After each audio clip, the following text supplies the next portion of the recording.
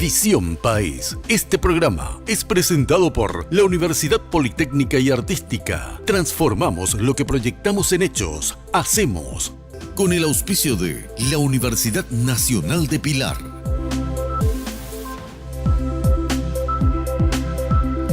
Bienvenidos a Visión País, buenas noches. Hoy queremos ocuparnos del tema de la transformación educativa en el Paraguay en el contexto de la revisión de la reforma educativa. El pasado día lunes, el Ministerio de Educación y Ciencias generó un espacio de diálogo sobre la educación, así denominó, en donde fueron convocados los distintos estamentos de la comunidad educativa y también actores de la sociedad civil para poder dialogar sobre lo que sería la transformación de la educación en nuestro país.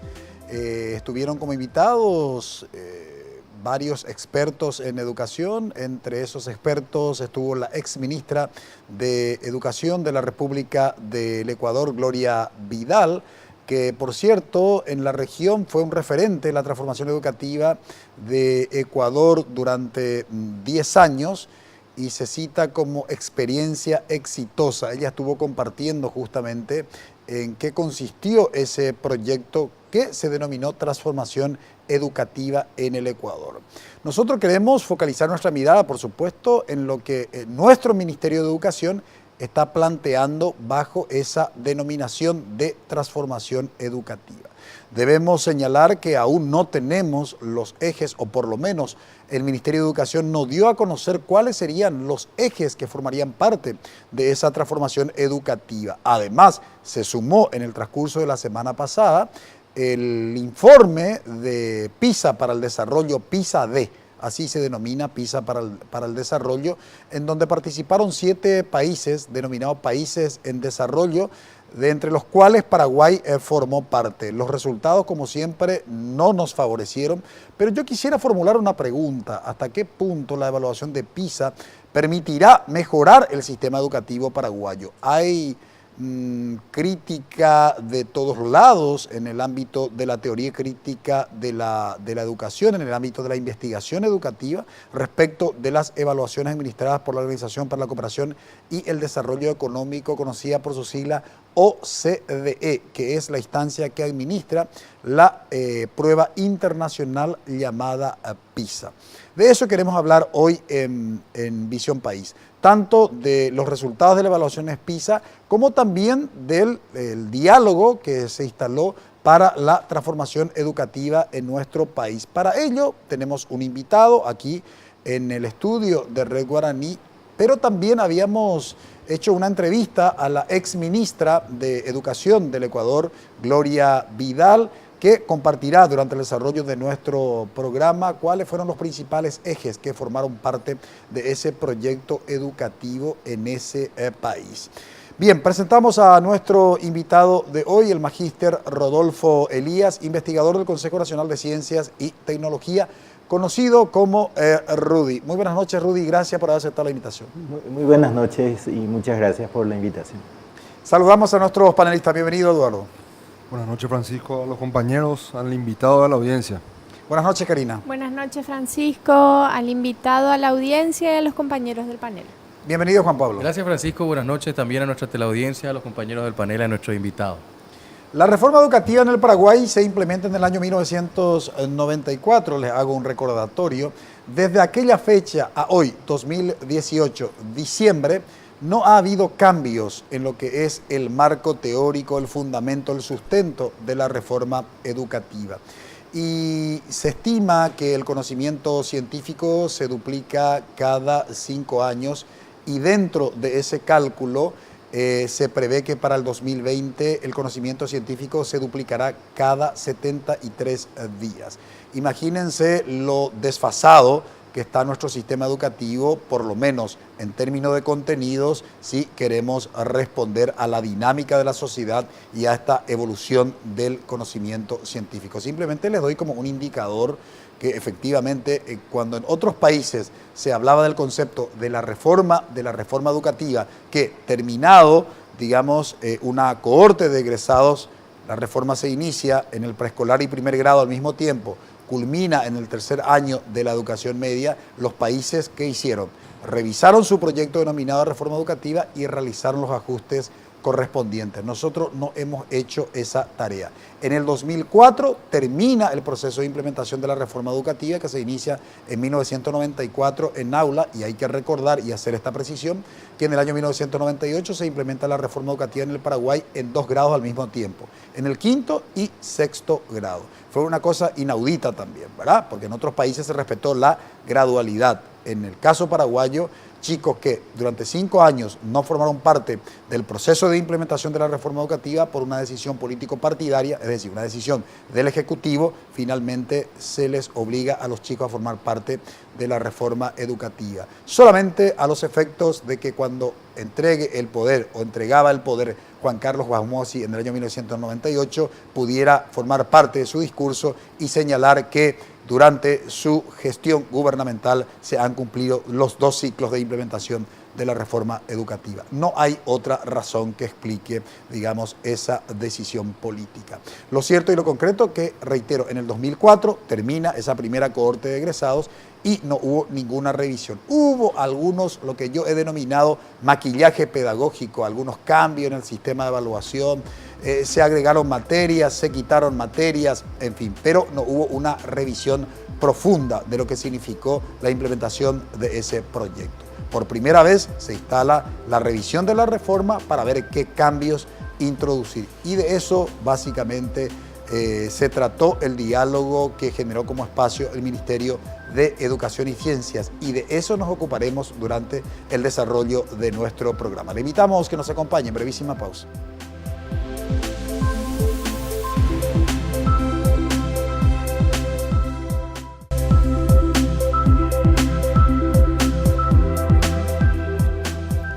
La cuestión de la reforma educativa no es una cuestión menor en términos de proyecto político y de proyecto de sociedad. ¿Por qué? Porque cualquier cambio que planteemos en el ámbito, de la sociedad pasa por el ámbito de la educación. Eso hemos dicho en varias ocasiones y seguiremos repitiendo hasta el hartazgo. Con la sola educación no vamos a cambiar la sociedad, pero es impensable cambiar la sociedad sin que medie la educación. Por eso es importante ocuparnos de la educación, pero ocuparnos en serio. Que no solamente forme parte de la retórica de los tomadores de decisiones, sino que efectivamente esa preocupación respecto de la educación se traduzca en una política pública concreta, en la implementación de esa política pública. Y en ese sentido hay distintos aspectos que tenemos que tener en cuenta. A veces cuando hablamos de la educación creemos que solo deben ocuparse los pedagogos, los docentes, las autoridades del Ministerio de Educación. Sin embargo, la educación, como decía el eslogan de nuestra reforma educativa de la década de los 90, la educación es compromiso de todos, y ahí tenemos que trabajar por esa concienciación ciudadana, en asumir el compromiso hacia la educación desde los grados de responsabilidad que nos compete a cada uno de nosotros, como ciudadanos, como políticos, como autoridades educativas, como docentes, como directivos de instituciones educativas.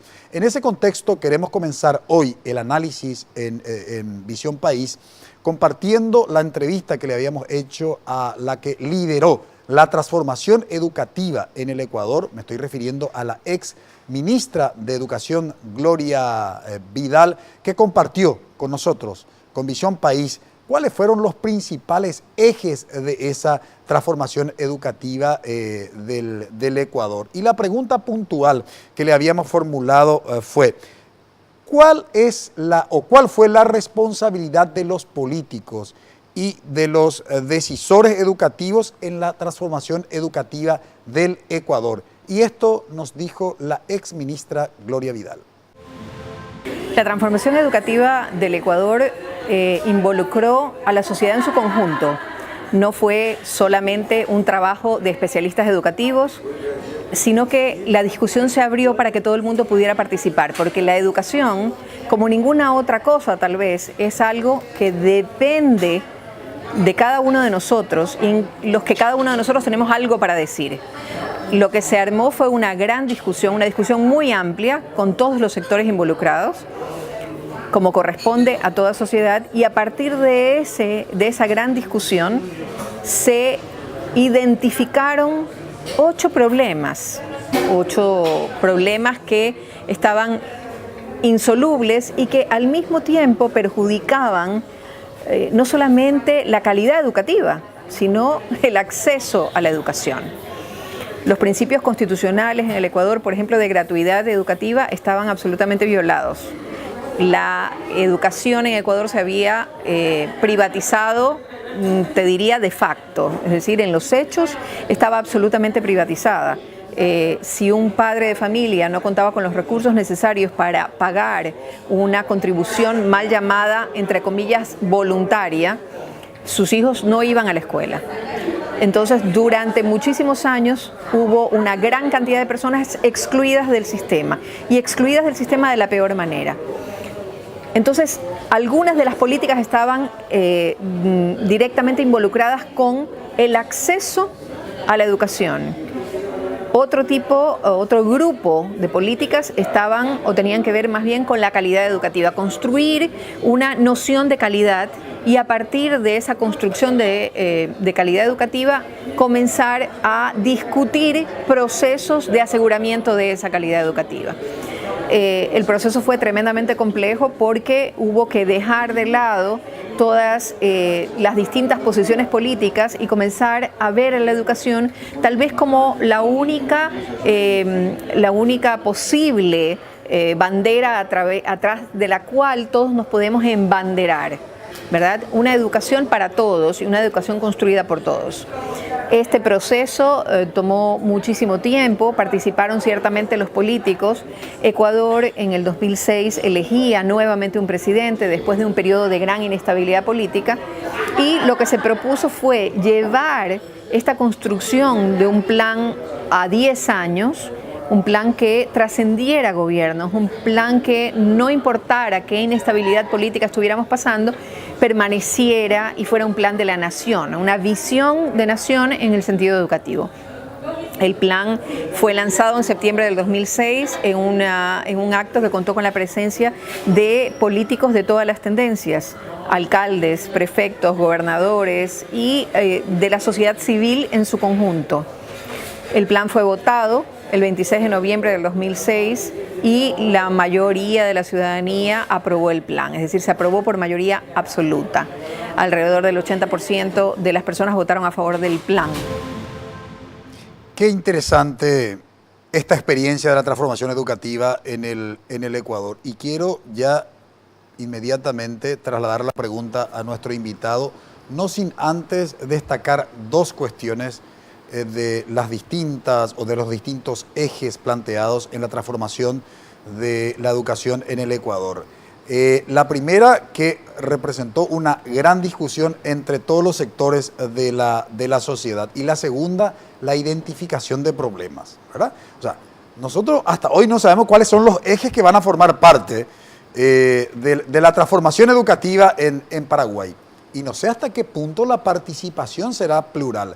Porque en el proceso de debate de la reforma educativa de los 90 en Paraguay, una de las cuestiones que se ha criticado mucho es la falta de participación real de los distintos estamentos. Pero traslado la pregunta a nuestro invitado, a Rudy Elías. ¿Qué se podría, destacar de estos ejes del cual formó parte la transformación educativa en el Ecuador, Rudy? Me parece interesantísimo el planteamiento que hizo la ex ministra de cómo en tan pocas palabras pudo sintetizar un montón de ideas que yo creo fundamentales. Yo anoté, ¿verdad? En primer término de esto que señalabas, involucró a la sociedad en su conjunto, no solo a especialistas, ¿verdad? Es decir, yo creo que ese es el primer gran desafío, que si trasladamos eso a nuestro contexto, al Paraguay en estos momentos, justamente es esto de involucrar a la sociedad y a los diferentes sectores, ¿verdad? Creo que nos cuesta mucho y no estamos pudiendo todavía. De alguna forma se está generando una fuerte, no sé si fuerte, pero por lo menos un interés de muchos sectores en torno a la educación, se traduce, por ejemplo, en estos eventos que mencionabas, en las discusiones que se realizaron esta semana en torno a la educación, en otros, como por ejemplo una audiencia pública que no hace mucho también se hizo, convocado por el Comité o el Consejo de Educación del Senado, donde se pudo ver una pluralidad de posiciones y posturas en torno a la educación. Es decir, podemos notar justamente esa realidad plural, esa diversidad en punto de vista, y creo que solo en la medida que desarrollemos justamente una discusión que involucre a todos los sectores vamos a poder llegar a algo que nos represente como política. Yo discuto, si señalo ese punto y esta idea de discusión amplia también. Los problemas que está señalando son problemas también muy cercanos a nosotros, el tema del acceso a la educación, ¿verdad? Estamos viendo que todavía en nuestro país muchos, sobre todo jóvenes, abandonan tempranamente la educación. Tenemos casi a la mitad de nuestra población entre 14 y 17 años fuera del sistema educativo. Es decir, hay un proceso de exclusión, ¿verdad? Sabemos que eso depende de muchos factores. Me pareció también muy importante la idea de la construcción de un concepto de calidad. Yo creo que eso tiene que ser un eje de la discusión, porque todos hablamos que queremos una discusión de calidad, pero ¿a qué nos estamos refiriendo?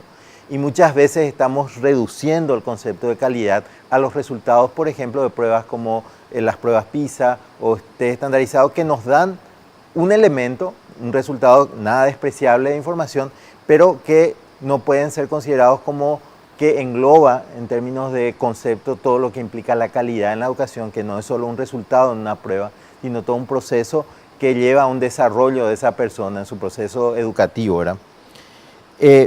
También me pareció muy interesante la idea de que ese plan después fue sometido, se elaboró un plan que fue sometido otra vez a un proceso de votación donde toda la población pudo dar también su apoyo. Creo que son elementos muy interesantes y creo que en este momento tenemos que aprender de estas experiencias realmente para poder encarar un proceso de construcción participativa de una política que también, como señalaba la entrevistada, llevaba a un plan de 10 años, ¿verdad?, que trascendía gobierno, ¿verdad?, que es otra deuda pendiente, otro examen pendiente. Ya estamos en educación que tenemos nosotros, donde parecería que nuestras políticas educativas no solo varían entre gobiernos, sino entre ministros, lo cual cuesta construir cualquier tipo de continuidad o de políticas que realmente puedan tener un impacto más profundo. Si nosotros tuviéramos que establecer una comparación en términos de resultados del sistema educativo, y me gustaría hablar del sistema educativo como un todo, ya no solamente de los resultados de aprendizaje de los estudiantes, porque la educación es un fenómeno complejo que sin lugar a dudas permea distintos ámbitos de la sociedad, y no solamente debemos focalizar nuestra mirada en lo que acontece en el aula. Entonces, hablar solo de los resultados de aprendizaje de los estudiantes es, desde mi parecer, casi una visión miope. Tenemos que hablar de lo que es el sistema educativo. Si hacemos una comparación de los resultados del sistema educativo del Ecuador y de los resultados del sistema educativo de Paraguay en la década de los 2000, prácticamente estábamos en el mismo, digamos, con los mismos resultados. Y con el proyecto de la transformación educativa en el Ecuador, liderado por supuesto ese proyecto de transformación por Gloria Vidal, nuestra entrevistada, han mejorado de manera considerable. Cito evaluaciones, por cierto, más allá de las críticas que podamos tener, pero como el TERCE, por ejemplo, una evaluación a nivel de los sistemas educativos de América Latina, Ecuador ha mejorado, digo bien, de manera sustancial, y nosotros hemos empeorado en los resultados de nuestro sistema educativo. ¿Qué es lo que quiero señalar antes de ir a la pausa? Quiero dejar como un mensaje claro. Si el proyecto educativo está bien definido, obviamente los resultados pueden mejorarse de manera positiva. Ahora, ¿qué significa proyecto bien definido? De eso hablaremos a la vuelta de la pausa.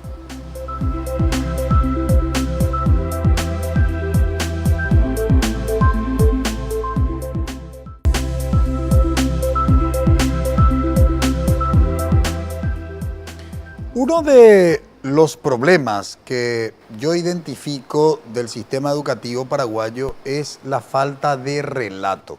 ¿Qué significa eso? No hay un relato respecto de la educación pública. Así cuando preguntamos qué es la educación pública en Paraguay, nadie puede explicar. Y la explicación se da por el lado de que, bueno, la educación pública significa que recibe fondos del Estado. Porque cuando hacemos una comparación entre la educación pública y la educación privada, entonces no hay relato. O sea, no sabemos ni qué es la educación pública, cómo podríamos caracterizar a la educación pública. Digo, como una de las cuestiones. Y planteo esto porque formó parte del eje de transformación del sistema educativo ecuatoriano. El concepto de la educación pública, cuáles son las implicancias de esa educación pública vinculado con el derecho a la educación, vinculado con la calidad de la educación, que es lo que nos manifestó la ex ministra. En ese contexto quiero poner en perspectiva para nuestros panelistas, ¿cómo ustedes están viendo el tema de la transformación educativa en Paraguay? Sobre todo teniendo en cuenta lo que pudimos haber aprendido de la reforma educativa de la década de los 90, Eduardo. Bueno, la transformación educativa en Paraguay no sé si se puede llamar de esa manera. Yo creo que hubo algunos esfuerzos para poder modificar la situación actual de la educación que realmente no llegaron a un buen fin. El resultado está visto, que cada vez estamos peor. No solamente en el sentido de pruebas o de test, sino que también en infraestructura y también institucionalmente.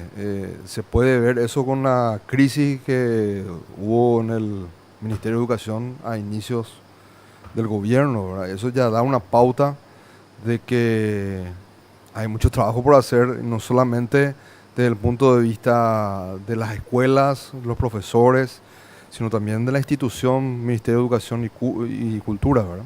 Y Ciencia, perdón. Entonces, hay un trabajo fuerte que hacer, un trabajo institucional, un trabajo a nivel dirigencial y que pueda llevar a una política educacional que pueda traspasar los gobiernos, que al final yo lo que rescato de lo que dice la exministra es que pudieron consensuar como sociedad una política que traspase los gobiernos, que pueda implementarse y que llegue hasta las últimas consecuencias. Porque cada gobierno que entra o cada ministro que entra, de hecho, creo que en los últimos 10 años en Paraguay hubo alrededor de 8 ministros de educación. Entonces, eso no da ninguna estabilidad a ningún sistema ni a ninguna política. Entonces, creo yo que hay que partir por la institucionalidad del Ministerio de Educación para luego conseguir otro tipo de objetivos. Hemos dicho en varias ocasiones, Karina, aquí en Visión País, que los partidos políticos con representación parlamentaria no tienen una agenda educativa. Y me recordaba lo que decía la ex ministra de Educación del Ecuador, que como parte de esa transformación educativa, ellos tuvieron, digamos, una visión de nación desde un plan educativo. ¿Crees que eso podría ser también un punto de partida para esta agenda denominada transformación educativa en Paraguay? Mira, Francisco, creo que sí, pero siempre y cuando haya un sinceramiento genuino y haya demostraciones concretas de que ese es el camino y el compromiso. Porque ¿qué es lo que pasa? Yo le escucho a la exministra y pienso en la cantidad de situaciones y eventos pseudo participativos que hubo en todos estos años, que deslegitimaron incluso la concepción de participación en estos ámbitos. Entonces la gente ya no cree más, porque finalmente se montaban espectáculos de participación para legitimar agendas ocultas que estaban ya preestablecidas por los gobiernos de turno, por actores políticos de turno. Entonces, a mí me preocupa mucho la falta de sinceramiento en el proceso, y en eso coincido contigo de, si no tenemos en claro la propia concepción de la escuela pública, qué modelo de ser humano pretendemos forjar en nuestras instituciones públicas, no podemos hacer otro debate sin esa base fundamental, ¿verdad? Los partidos políticos no tienen escuelas de formación política. O sea, el gesto y el mensaje subliminal que están transmitiendo es que la educación, independientemente de los discursos, siempre está en el último eslabón de prioridades. Y me preocupa la falta de sinceridad en ese sentido. Ahora, Juan Pablo, decía Humberto Maturana, la educación es una tarea central en la configuración de un país. Quisiera hablar ahí de la responsabilidad de los medios de comunicación social en instalar debates respecto del tema ciudadano. ¿Cómo percibís esa situación? Y en algunos casos todavía pequeñas islas, como el caso de este programa que plantea estos temas. Por lo demás, no existe, yo creo que un rol preponderante y serio por parte de la prensa también de instalar el concepto de la educación como un mecanismo de transformación del país. Hablabas también de un referente en la educación, yo te planteo otro, el caso de Bernardo Toro, que visita recurrentemente nuestro país, el colombiano, y él plantea de que si los ricos de un país no mandan a sus hijos a las escuelas públicas, ¿cómo va a existir una transformación real de la educación pública para que sea nivelado a todos por igual? Eso yo creo que también es una interpelación importante también en torno al tema de la transformación educativa, Francisco, que la educación pública no sea solamente el escenario de los que no tienen o de los que no pueden acceder a una educación privada. Y lo otro también que me parece importante, rescatando lo que decía el profesor Elías, es el tema de la construcción de la calidad, pero por sobre todo del concepto de la construcción de la calidad educativa. Yo creo que lo que tenemos que hacer es hacia dónde queremos ir con la educación en el Paraguay y posteriormente pensar en la calidad, porque si no entendemos hacia dónde queremos ir con la clase de la educación que queremos darle al futuro de nuestro país, que son los jóvenes y los niños, entonces no vamos a tener tampoco un concepto de calidad como tal. Y por último, Francisco, quiero aprovechar, yo creo, y como también actor, como los demás compañeros aquí del panel, el caso tuyo, el caso del profesor Elías y tantos otros que visitaron Visión País durante el año, que son elementos de la educación en nuestro país, es justamente esperar también como actores ese gran material que nos hace falta como un elemento de línea de base o un elemento literario importante de cuándo se jodió la educación en el Paraguay, Francisco. Ojalá que el 2019 nos pueda traer ese libro con parte de los pensadores que puedan analizar cuándo se jodió la educación en el Paraguay. Un gran desafío. Queremos ahora, en este mismo contexto del análisis, compartir con ustedes la pregunta que le habíamos formulado a Gloria Vidal, ex ministra de Educación del Ecuador, formulando cuáles fueron los principales resultados de la transformación educativa en el Ecuador. Bueno, yo dividiría esta respuesta en dos. La primera parte, que es la que tiene que ver con el acceso a la educación. No solamente el acceso a abrir las puertas de las instituciones educativas y eliminar todo aquello que constituyera una barrera para acceder. Podríamos en algunos casos hablar de la contribución a la que ya me he referido, en otros casos a temas de alimentación, en otros casos a temas de uniformes o de compra de útiles escolares o de libros. Todas esas barreras que impiden el acceso, esas barreras se fueron eliminando poco a poco, por lo tanto las tasas de matrícula comenzaron a crecer. No solamente las tasas de matrícula de aquellos niños que estaban completamente excluidos del sistema, sino que había existido una movilidad del sistema público al sistema privado. Y en este caso, sistema privado no significa necesariamente un sistema mejor que el público, simplemente en este caso significaba un sistema que permitía el ingreso de algunos chicos con costos menores que los que el sistema público tenía. Esto es increíble de expresarlo de esta manera, pero es real. Entonces también hubo una movilidad de la matrícula de la oferta educativa del sector privado hacia el sector público. Entonces las tasas subieron de una manera realmente importante. No solamente tenemos más chicos dentro del sistema educativo, sino también más chicos que permanecen dentro del sistema educativo y que logran no solamente su permanencia, sino culminar con éxito los distintos niveles. La segunda parte, que es la que se refiere a temas de calidad, es la más difícil de lograr porque tiene que haber una sinergia bastante importante entre los distintos componentes que hacen a la noción de calidad que cada uno de nosotros queremos construir. Por ejemplo, podría decir que una de los efectos importantes de la transformación fue lograr una articulación entre los niveles educativos.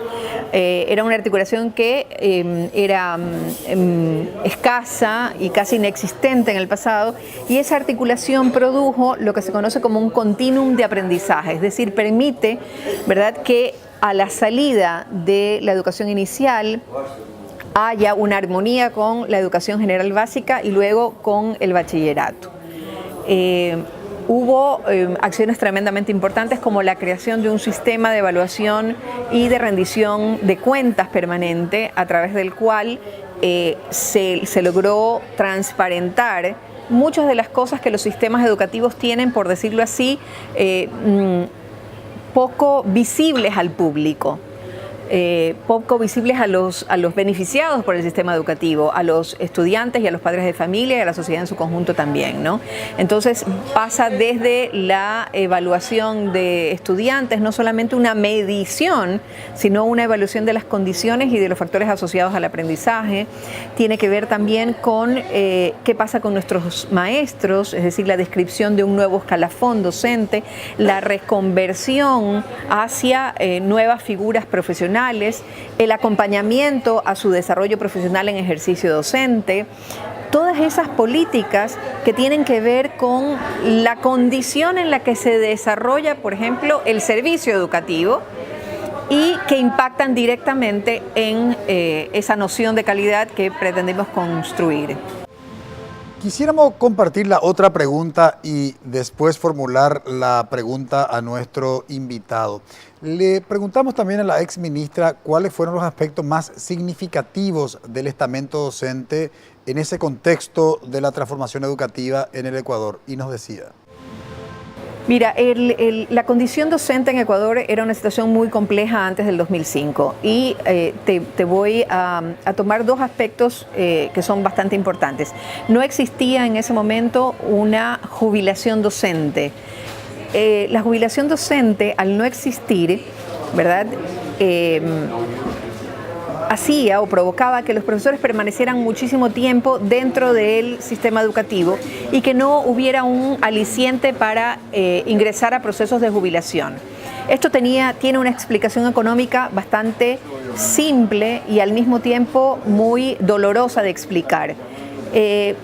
El Estado ecuatoriano no aportaba hacia el Instituto de Seguridad Social, donde uno se jubila y tiene todos los beneficios sociales que por ley le corresponden, no aportaba sobre la totalidad del ingreso docente, sino sobre una base menor, que era la base de partida del salario docente. Por lo tanto, y lo expongo en números, si un docente al final del mes, y elijo cualquier número, recibía $600, pero su base de aportación eran solamente 200, el Estado aportaba a la Seguridad Social solo sobre estos 200. Eso significaba que si llegaba a jubilarse, ese salario móvil era sobre, digamos, una parte de los 200, no sobre la totalidad de los 600. Y nuevamente he elegido un número al azar. Entonces, simple y sencillamente, los docentes no entraban en procesos jubilatorios. Al no entrar en procesos jubilatorios, había muchísimos casos en los que los docentes tenían edades muy elevadas.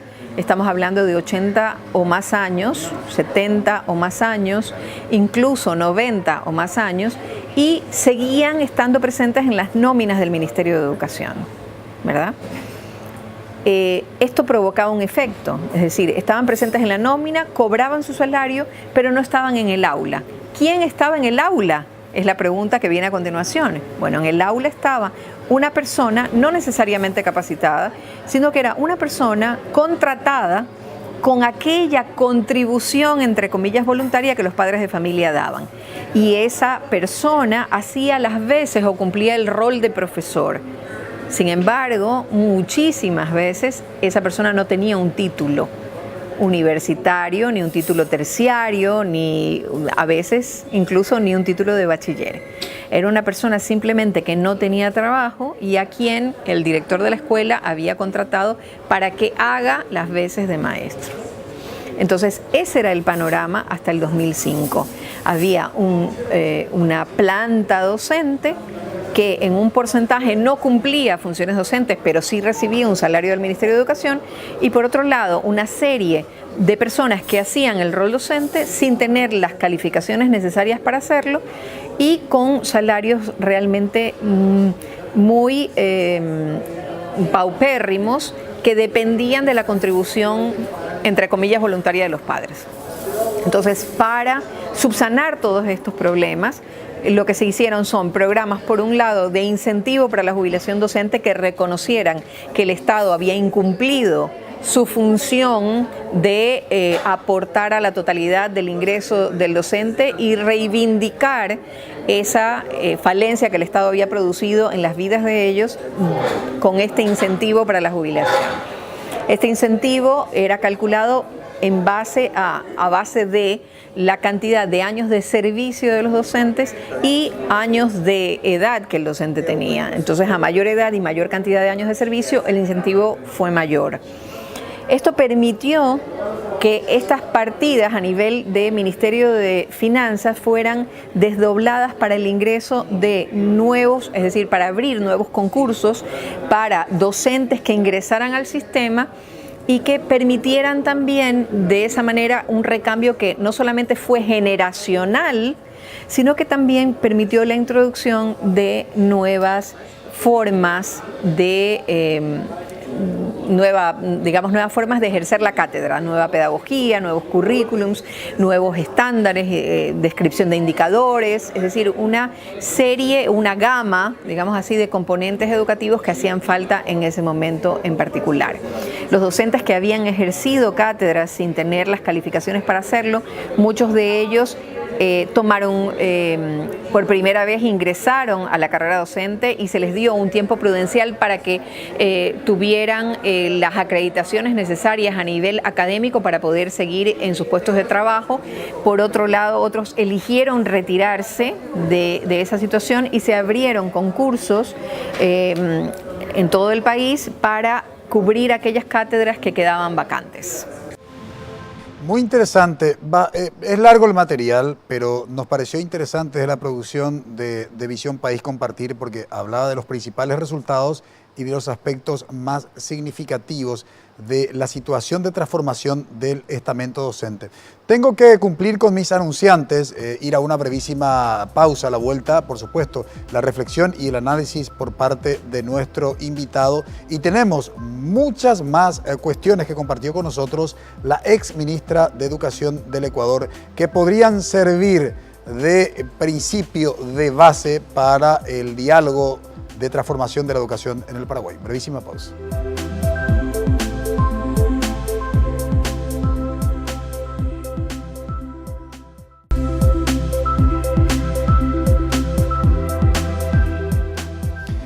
Considerando los principales resultados y los aspectos más significativos del estamento docente en el contexto de la transformación educativa del Ecuador, ¿qué se podrían resaltar como una cuestión a considerar para este diálogo de la transformación de nuestro sistema educativo, Rudy?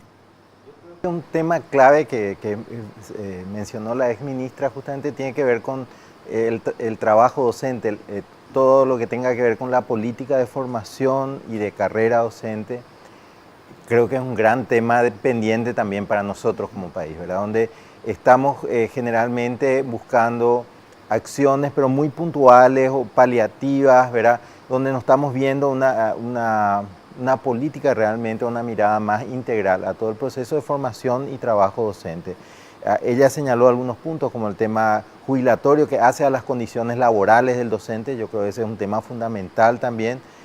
Y todo lo que tenga que ver con la formación. Yo creo que en nuestro país tenemos una experiencia, un modelo que habría que revisarlo, tanto del proceso de formación inicial, actualmente sabemos a través de los institutos de formación docente, como también de formación continua, donde se han probado diferentes estrategias que realmente habría que evaluar si es que están apoyando al trabajo que realiza ese docente. Así que creo que ese es un tema fundamental también que menciona la entrevistada. El tema de los recursos humanos del sistema educativo, sin lugar a dudas. Ahora, nosotros nos encontramos como país en una situación paradójica, porque por un lado los últimos datos, es decir, datos consolidados, hablan de que Paraguay este año 2018 cierra con un 3.4% del Producto Interno Bruto que se destina a la educación. Sí, escucharon bien, 3.4% del PIB destina Paraguay a su educación. Entonces, cuando nos encontramos con resultados como los del SNEPE o los resultados de PISA, uno dice, con esa inversión, ¿qué resultado podemos tener?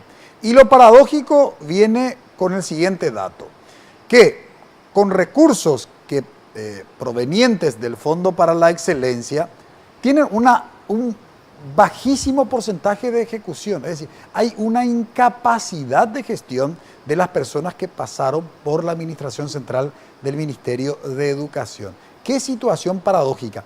En ese contexto le preguntamos a la exministra Gloria Vidal en relación con el tema del financiamiento de la educación dentro del proceso de transformación del sistema educativo ecuatoriano, y nos decía: la octava política del plan decenal tenía que ver justamente con lograr un financiamiento adecuado para llevar adelante las políticas del plan.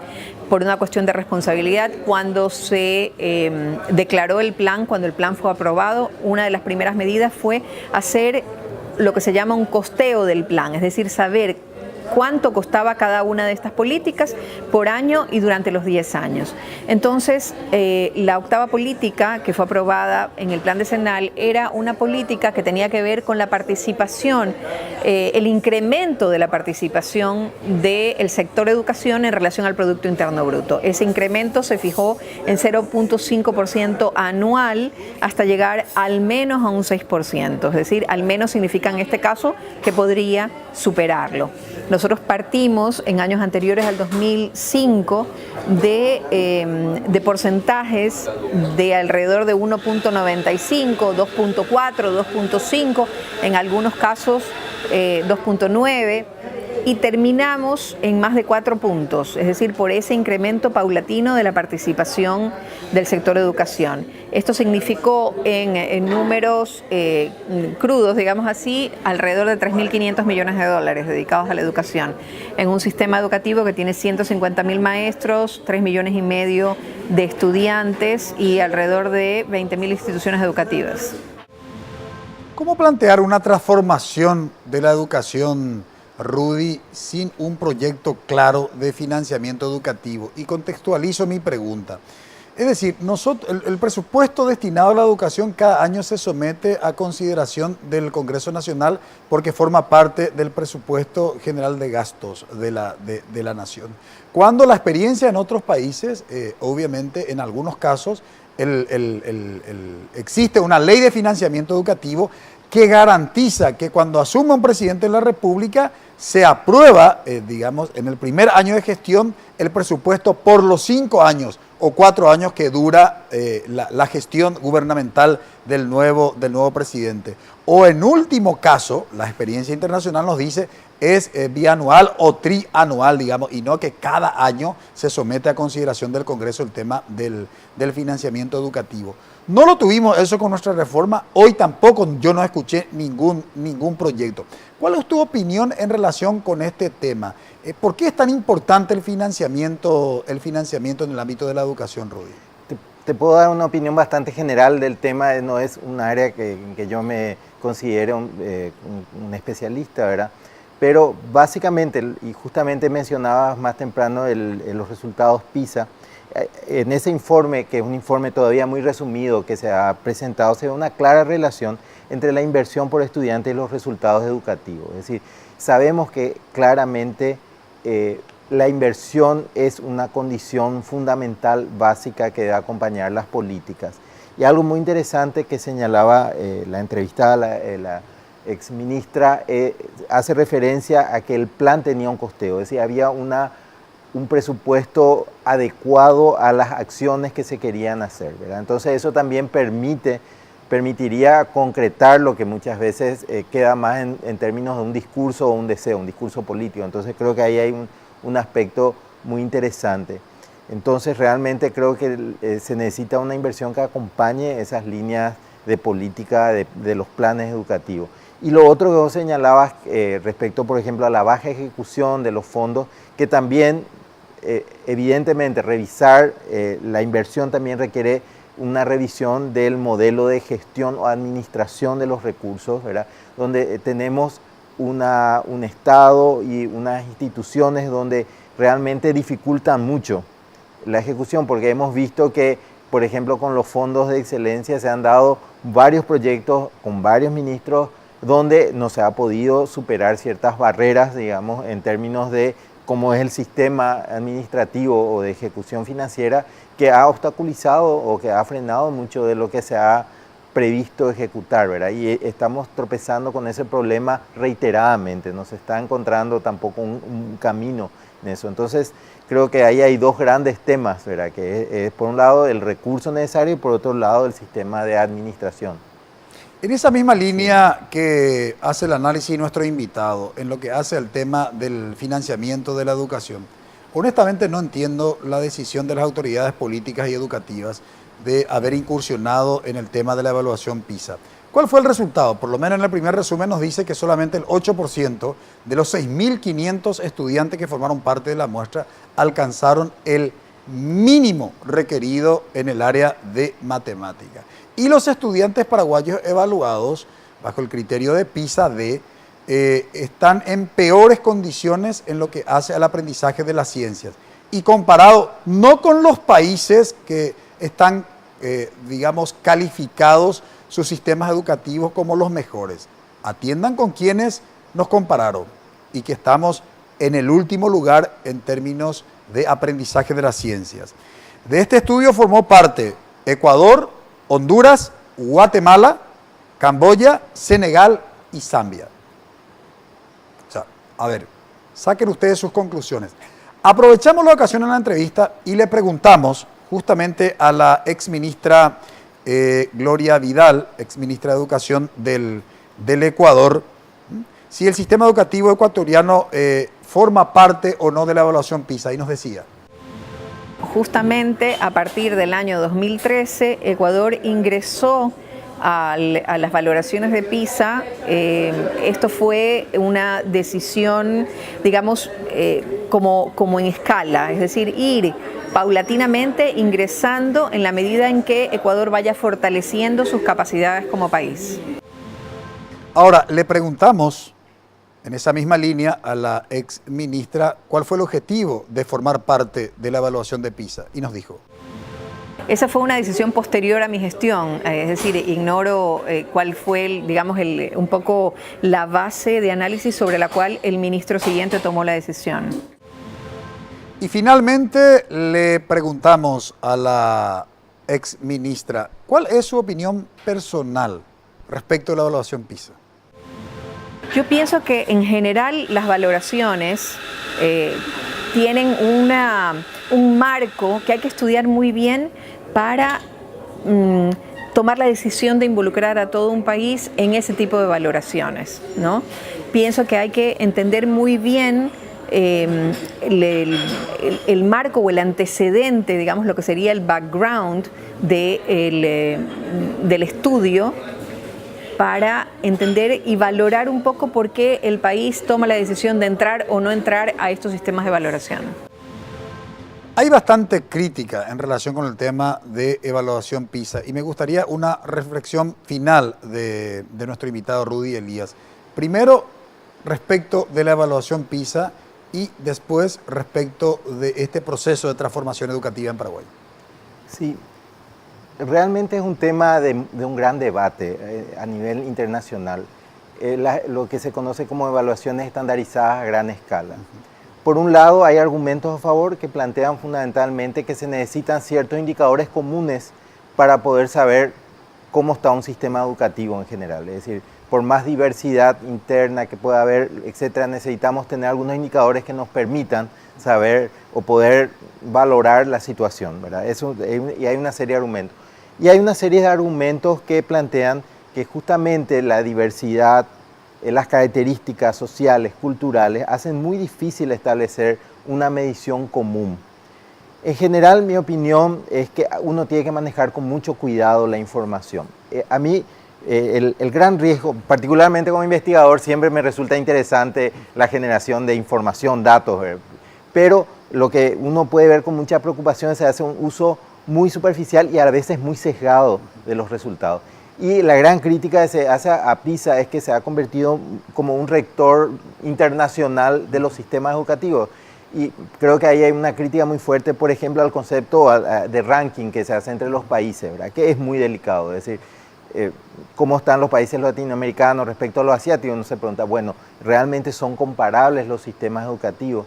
Entonces creo que fundamentalmente tendríamos que pensar en el uso de la información y en un uso que realmente sirva para mejorar los sistemas educativos. Porque lo que está sucediendo es que se generan datos, se generan informes, hay reacciones y así cuestiones catastróficas, se habla de grandes crisis, pero eso pasa y todo sigue igual. Entonces, es el gran desafío, yo creo que es no tanto sumar investigaciones.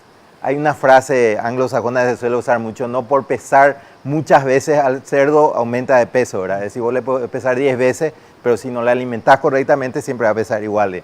Entonces,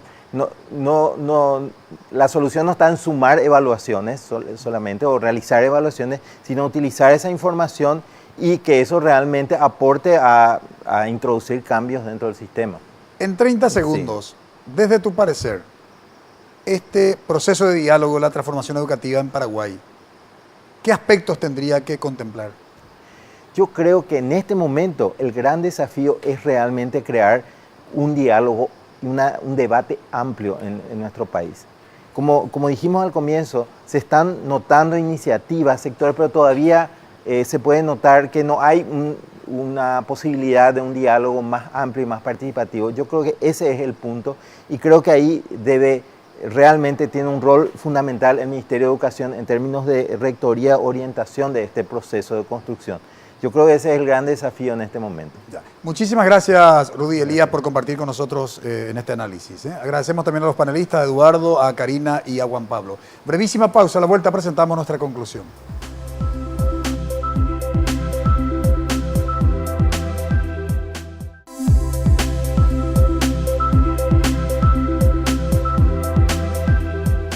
La transformación educativa en el Paraguay fue el tema de análisis. Y un indicador de lo desorientado que estamos en el ámbito educativo en nuestro país tiene que ver con una decisión de haber entrado a formar parte de la evaluación estandarizada internacional llamada PISA.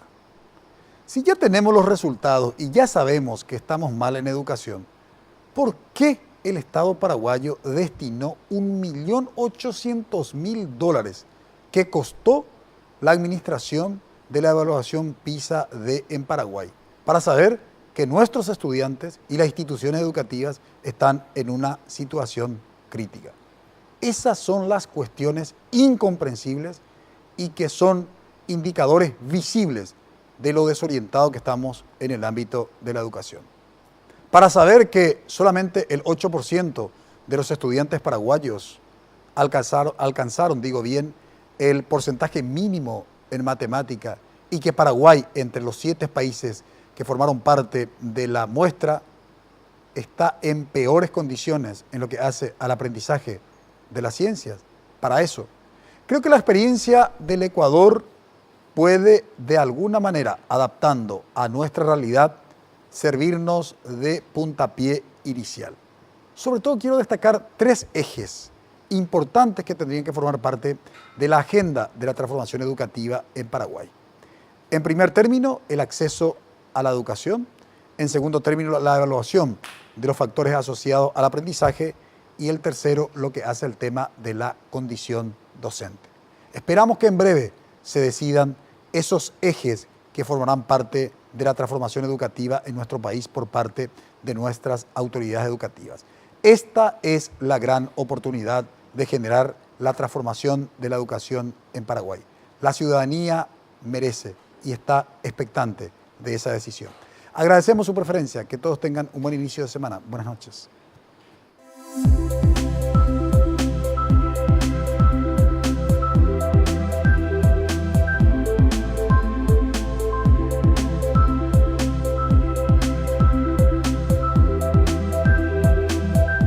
Visión País. Este programa fue presentado por la Universidad Politécnica y Artística. Transformamos lo que proyectamos en hechos. Hacemos. Con el auspicio de la Universidad Nacional de Pilar.